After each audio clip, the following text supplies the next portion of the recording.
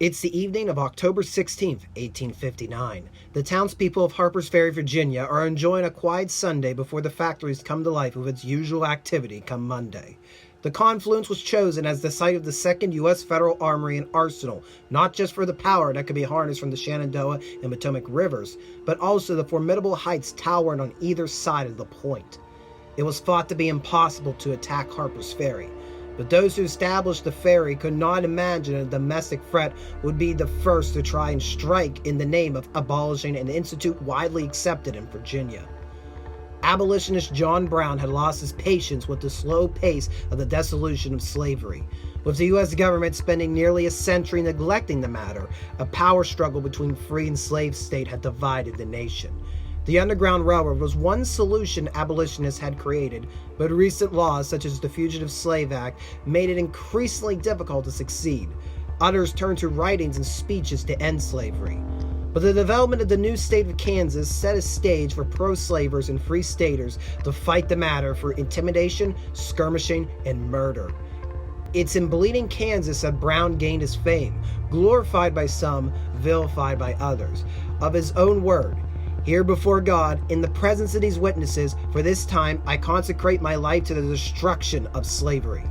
Brown envisions a series of strongholds in the Appalachian Mountains to raid plantations and other pro-slave sympathizers, a holy war on slavery. He calls it the Subterranean Passway, his militarized Underground Railroad. In order for such a plan to work, he will need to acquire an arsenal to arm his liberation army, with Brown choosing Harpers Ferry to start his war on slavery, hoping to arm the slaves in the region. Some abolitionists agree the time for violence has arrived, such as Harriet Tubman, who spends 1858 and 59 seeking volunteers to Brown's force. Others, such as Frederick Douglass, wish to wage the war on slavery through the might of the pen rather than the sword. Initially planned for Independence Day 1858, suspicion of Brown's plan pushed the date back to 1859. His hopes to raise a volunteer force only amounts to less than 2 dozen. Nevertheless, Brown purchases the Kennedy Farm 5 miles away on the Maryland side of the Potomac. One of his volunteers, John Cook, has already been living in Harpers Ferry. Throughout the late summer, his few volunteers gather and live on the Kennedy Farm. They spend the days in the attic studying pamphlets on insurgent warfare. They spend the nights practicing such strategies. The last to join the raiders was Shields Green, being introduced to Brown by Frederick Douglass during a meeting in Chambersburg that September. Brown was unable to convince Douglass to join the planned raid, fearing its almost certain failure will only worsen tensions. Brown believed something startling was just what the country needed. The intended date of attack was on October 24th, but fearing their cover had been blown, Brown decides to strike on the night of the 16th. On the Kennedy Farm around 6 p.m., John Brown leads his 21-man army into a prayer, recites his constitution for the new biracial republic he intends to establish in the wake of the raid, then finalizes his ranks. 16 are white, including 5 of his sons, and 5 freed black men. They are armed with breech-loading Sharps rifles, popularized by free staters in Kansas, with quickened load time, longer range, and heightened accuracy. Each raider carries on average 40 rounds within their cartridge boxes. Brown, however, plans to arm the freed slaves with pikes, fearing they would be too inexperienced to use firearms. 11 orders are issued for the objective of the raid. They would need to secure the armory along the Potomac, the arsenal in the center of town, and the Hall's Rifle Works located on the Virginia's islands in the Shenandoah. Several of the raiders were then taken to the countryside to take wealthy slave owners hostage for ransom for freeing their slaves. Brown hopes others will flock to Harpers Ferry to be armed and join his liberation army. Once enough firearms and supplies have been accumulated, they are to be loaded into captured wagons and taken back to the mountains. If things are to go sour, a small team will remain in Maryland to supply the raiders with fabric balls of tar to be used to burn the industries.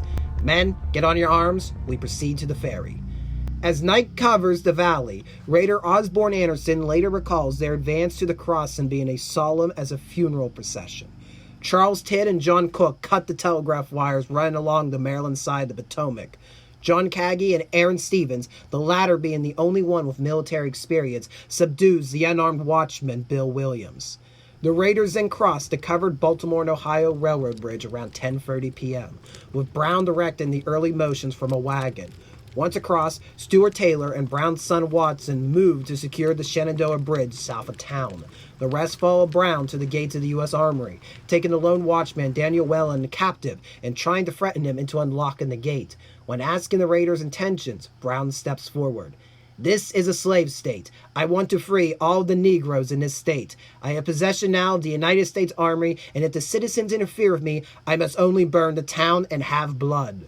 Whelan refused to give the keys over, forcing the raiders to pry open the gates. They moved quickly upon the Armory property, first seizing the fire engine house to be used as a headquarters. Williams and Whelan were ushered inside, placed under guard of Jeremiah Anderson and Dauphin Thompson. While Brown secures the Armory, Albert Hazelton and Edwin Coppock move across the street to the unguarded Arsenal buildings, quickly securing a stash of percussion caps.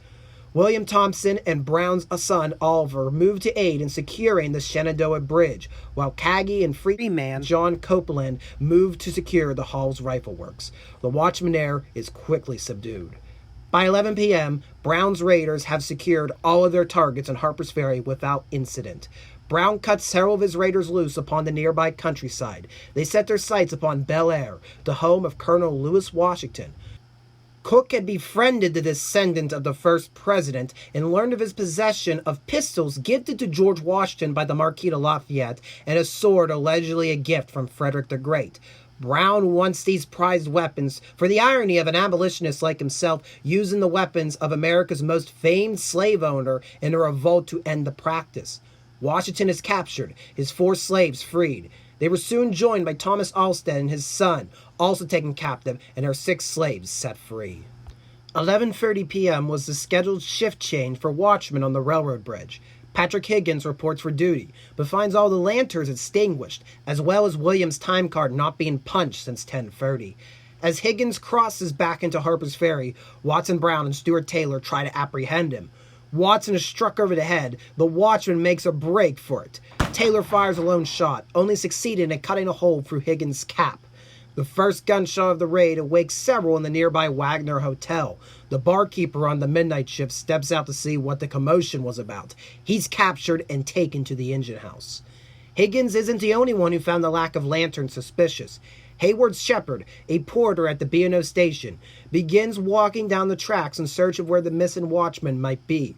Raiders soon surround Shepard. The porter breaks and runs for the safety of the station, but not before being shot in the back. Shepard would die of his wounds the following morning. The first casualty of Brown's Holy War happens to be a freed black man. Higgins manages to flag down the incoming express to Baltimore at around 1:20 a.m. The conductor, Andrew Phelps, and baggage master disembark to investigate, being caught by John Brown. A train full of passengers are now at the mercy of the raiders, paused on the tracks for several hours. The passengers' imaginations went wild, with a rumor passing throughout the coaches that hundreds of striking Irish canal workers had gotten out of hand. Brown toils over what to do with the express until the first strokes of light begin shooting over the mountains. Phelps later claims Brown told him he had no intention of interfering with the comfort of passengers or hindering the United States mails. Brown calmly escorts Phelps back aboard the express, which continues for Baltimore by 6:30 a.m. As the morning of the 17th breaks over Harpers Ferry, workers begin leaving their homes and heading for their morning shifts at the Armory. One by one, they are swept up by raiders and put under guard in the engine house and other facilities. One employee manages to evade capture, running down Shenandoah Street. Raider Dangerfield Newby, a former slave born in mixed race, misses his shot at the fleeing employee. The gunfire catches the attention of Irish grocer Thomas Borley, who returns fire with a revolver at the corner of Shenandoah and High Street. After a brief firefight, Newby manages to kill Borley. As the town awakes to find their industries under attack, Osborne Anderson would later describe their reaction. Men, women, and children could be seen fleeing their homes in their every direction, some seeking refuge among residents, in the quarters farther away, others climbing up the hillsides and hurrying off in various directions, evidently impelled by a sudden fear, which was plainly visible in their movements. Brown comes to realize that their cover has been blown and orders the pikes to be handed out to the few slaves that had been freed from the excursion to Bel Air. Two of them were sent to reinforce Caggy and Copeland at the Rifle Works. Lewis Washington's personal 4-horse wagon was taken by Cook, Charles Tidd, and William Lehman back to the Kennedy farm to load up on more pikes, bringing him to a schoolhouse overlooking the valley on the Maryland side of the Potomac. Tidd came in contact with Terrence Byrne on the roadway, taking him hostage when he refused to free his free slaves. Around 9 a.m., townspeople began to gather on a cleared knoll known as Camp Hill, trying to strategize how to counter the raiders. Although Harpers Ferry was a town of gunmakers, very few had firearms and fewer still had a significant amount of ammunition. John McClellan and William Copeland, two armory workers, managed to sneak into one of the armory buildings and grab 2 single-bullet molds and a supply of percussion caps. Townspeople who would now be spending much of Monday morning melting down petware plates and spoons to create bullets. Others gain access to the powder magazine located on the heights overlooking town. They then break into the stockhouse, located outside of the armory grounds. Here lay scores of firearms that the raiders had overlooked, for they were moved here temporarily after flooding weeks prior. Residents now begin to fire upon raiders, who fall back behind the armory gates. 6 armed citizens managed to get across the Potomac, moving down the canal and pinning Watson and Taylor on the Maryland side of the railroad bridge. Around 11:30, the first military presence arrives, an ad hoc unit of local guards of the 55th Virginian Militia and other volunteers under the overall command of Robert W. Baylor. Arriving at Camp Hill, residents of Harpers Ferry gave Baylor reports of at least 150 insurgents occupying the armory and sent word to the Winchester and Potomac train the militia took to return and seek reinforcements. Baylor plans a 2-pronged strike upon the raiders. He detaches the Jefferson Guards, commanded by Captain John Rowan, to cross the Potomac a mile upstream from town, then use the towpath of the C&O Canal to support the ongoing firefight on the Maryland side of the railroad bridge. Baylor splits the remaining civilians into 2 companies to secure the Shenandoah Bridge and Arsenal. These men, commanded by local lawyer Lawson Botts and Deputy Sheriff John Avis. Avis's command moved quickly into town, but came under heavy fire as they neared the arsenal. Newby shoots and kills one of their number, George Turner, a prominent farmer and slaveholder. By noon, Taylor and Watson have been driven across the railroad bridge, alerting Brown of the militia pursuing close behind. Brown, along with Stevens, Anderson, Newby, Green, and a small unknown amount of freed slaves line up within Arsenal Square, awaiting for the militia to pour out over the covered bridge. The Jefferson Guards advanced till about 60 yards before Brown gave the order to fire. Again and again was the fire repeated, creating a consternation amongst the troops. From marching in solid columns, they became scattered. Some hastened to seize upon and bear up the wounded. They seemed not to realize at first that the raiders would fire upon them, but evidently expected they would be driven out by them without firing. Although the guards had been pushed back into the railroad bridge, citizen sniping fire from nearby buildings split up Brown's party. Newby is struck in the head, but managed to fire the remaining round in his rifle before a second bullet cuts through his throat, killing him instantly. Brown's men retracted to the armory and arsenal, with Brown taking shelter within the fire engine house. The gunfire subsides as Newby's body is dragged into a nearby alley, where enraged residents of Harpers Ferry mutilate the corpse beyond recognition. At around 12:30 p.m., Brown decides he needs to negotiate passage out of the valley before more reinforcements pin him down. He sends William Thompson under a white flag with one of the hostages. Thompson is met by an armed mob who drag him into the nearby Wagner Hotel. Worried, Brown next sends another hostage, the Armory Superintendent Archibald Kitzmiller, under the guard of Watson and Stevens. Armed citizens in the nearby shop spray the street with lead, mortally wounding Watson, who crawls back to the engine house. Kitzmiller pleads for Stevens' life. Stevens had been wounded in the chest, but is carried away by the townspeople to seek medical treatment in the nearby Galt House Saloon. Both sides re-engage in a hot firefight to varying degrees of accuracy. Oliver Brown tries to seek refuge behind the gates of the armory, but citizen gunfire cuts him down. Oliver manages to drag himself back to the engine house before expiring from his injuries the following morning. The only person remaining on the streets by this time is Fontaine Beckham, the mayor of Harpers Ferry, who spent the morning caring for the dying Hayward Shepherd and now is ensuring everyone remained off the streets. Nearing the gates of the armory, Edwin Coppic mistakes him for an armed citizen and kills the mayor. Outraged, militiamen yank William Thompson back out into the streets and publicly shoot him in the head. They then dump his body off the railroad bridge and into the Potomac. As militia and residents of Harpers Ferry fight over the armory and arsenal, Caggie's party at the Rifle Works also comes under attack. Around 1 p.m., Caggie sends Leeman to warn Brown of the precarious situation befalling them. Unable to reach the armory, Leeman ducks into a culvert and makes a break for the Potomac. A militiaman catches sight of him trying to flee, firing non-stop until Leeman was caught to a rock and killed. Throughout the rest of the day, militiamen and citizens would pepper Leeman's corpse for target practice. Brown sent his own messenger, Jeremiah Anderson, in order to maintain communications. Upon Anderson's return from the Rifle Works, he relates Caggie's pleas for Brown to flee before being overpowered by greater numbers. Brown sent Anderson back, but before he can get past the arsenal, Anderson himself is shot down, dying in the engine house. His undelivered message to Caggie is to hold on a few minutes longer. By 2 p.m., armed civilians managed to cut across the Shenandoah Bridge and scale Loudon Heights. From there, the most effective marksmen begin to rain precise fire upon the arsenal and rifle works. By this time, 5 raiders were holding out within the factory straddling the Virginia's island. This consisted of Caggie, Copeland, Lewis Leary, and freed slaves Jim and Ben. Caggie decided they could no longer last and attempts to lead the party on a breakout run up the railroad grade, only to be driven back into the Rifle Works. They decide instead to flee across the Shenandoah, making for a large flat rock, but become easy targets. Gunfire from both sides of the river cuts into them, instantly killing Caggie and the freed slaves. Leary is mortally shot in the abdomen multiple times. Copeland tries to break into the river, but was apprehended by armed civilians before he could escape. The recapture of the Rifle Works reveals to the militia and townspeople just how small of a force they were fighting. The attacks upon the arsenal and armory spike in intensity. By 3 p.m., reinforcements arrive in the form of the Hamtramck Guards and Shepherdstown troops, accompanied by around 30 armed railroad workers from Martinsburg. Baylor called for these militiamen to cross the bridge and make their own assault toward the gates of the armory, while Mexican War veteran Ephraim Albertus led the railroad workers up to B&O to the northern end of the armory.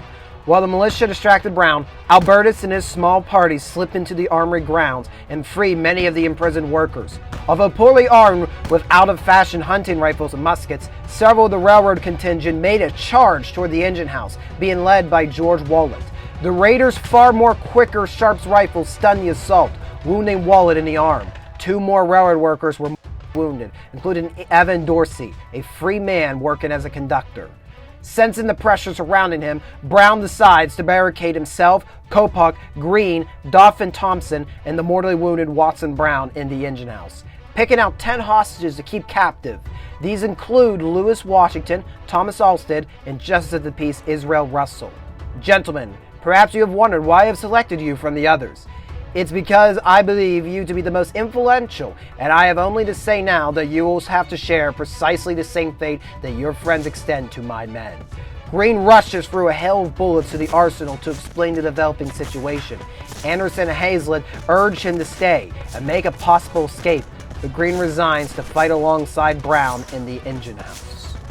As evening draws over Harpers Ferry, Brown makes an attempt to negotiate safe passage of his raiders, the hostages, and captured weapons out of the area, sending out Israel Russell to talk to Baylor. While Baylor had no qualms allowing Brown to slip away with federal property, he would not allow for Harpers Ferry citizens to be taken into Maryland. Neither side could reach an agreement. Baylor decides to instead establish pickets around the armory and wait until daylight to make another assault. Baylor also had to deal with the arrival of Maryland State Militia, commanded by Edward Shriver. Shriver had with him papers from a Frederick County justice authorizing his command to put down the outlaws, as well as notice that they themselves were accepted by President James Buchanan to end the assault. Shriver was eager to attack the engine house, but Baylor would not allow it. Shriver did manage to send a captain to the engine house and attempt his own negotiations. Once again, Brown requested passage across the Potomac, to which Shriver refused. Even as rain soaks the area, hundreds continue to flock upon Harpers Ferry, wanting to get a crack shot off at the raiders held up in the engine house. The raiders still stood defiant, knocking loopholes in the brick walls and breaking the windows, firing back sporadically. Brown is restless, continually keeping his few raiders awake with cries of, "Are you prepared? Are you ready, men?" Meanwhile, outside, anarchy reigns throughout the streets, described later by Higgins. The people who came pouring into town broke into liquor saloons, filled up, and then got into the arsenal buildings to arm themselves with United States guns and ammunition. They kept shouting, shooting at random, and howling. With everyone drunken and distracted, Hazlitt and Anderson decide to make an escape. They manage to move out of the arsenal, through the streets undetected, crossing the Potomac several miles upriver via a rowboat. They found both the schoolhouse housing the Pikes and the Kennedy farm abandoned. Brown's rear guard had fled north upon hearing false word that Brown had been killed. After evading militia, Hazlitt and Anderson made a break for Pennsylvania. At 11 p.m., federal troops arrive on the Maryland side of the Potomac. These were over 80 Marines who had been barracked in D.C. at the time of the raid, and therefore the nearest federal forces to help. President Buchanan gave Lieutenant Colonel Robert E. Lee of the 2nd U.S. Cavalry overall command of the Marines, as well as the militia and citizens upon arrival at Harpers Ferry. Lee assesses the situation, finding like others that the estimated numbers of raiders was greatly exaggerated, but still was dealing with a critical hostage situation. He wires Secretary of War John Floyd. The rioters are barricaded in the engine house within the enclosure of the armory. They have with them some of our best citizens who they refuse to release. I have put the armory and property in charge of the Marines and shall endeavor to secure and protect from the rioters. They have killed several citizens and several of them have been killed. Lee's intentions are to wait till dawn before making an assault upon the engine house, allowing time for the angry mob of civilians to be cleared from the streets to avoid random firing. Lee wishes to give the task of breaking into the engine house over to the Virginian militia. To Lee, this is a state matter. Brown had targeted Harpers Ferry for being a slave state. Baylor and Shriver refused, viewing the Marines as mercenaries brought in purely due to everything transpiring on federal lands. Lee could now rely only upon the Marines to succeed in freeing the hostages. Lee plans to send his volunteer aide-de-camp, Jeb Stuart, to discuss terms of surrender with the raiders. If they fail to capitulate, a company Marine commanded by Lieutenant Israel Green would storm the engine house. At around 7 a.m., Stuart approaches the three white doors of the engine house. Brown pushed open the door just wide enough to communicate, holding his carbine close in full sight of Stuart. Colonel Lee, United States Army, commanded the troops sent by the President of the United States to suppress the insurrection at this place, to demand the surrender of the persons in the armory buildings. If they will peacefully surrender and restore the pillaged property, they shall be kept in safety to await the orders of the President. Colonel Lee represents to them, in all frankness, that it is impossible for them to escape, that the army is surrounded on all sides by troops, and if he is compelled to take from a force, he cannot answer for their safety. The few remaining raiders had begun to consider surrendering themselves, fearing the penalty for high treason. In response, Brown merely told one raider, "It will make no difference for you except you will die like a dog instead of falling like a man." Brown tries one final time to negotiate passage out of town, but is drowned out by Washington shouting from his side, "Never mind us, fire!" Stuart removes his flamboyant hat, dropping his thumb down to give Green the symbol to attack. Two Marines armed with sledgehammers quickly began to whack away. The raiders had braced one of the two fire engines to the door. The hammers are unable to break through. Green spots a 40-foot ladder nearby, instructing his company of 12 Marines to bring it to use as a battering ram. The first charge is deflected. The second breaks through. Led by Green, the Marines charge into the engine house with only fixed bayonets to defend themselves.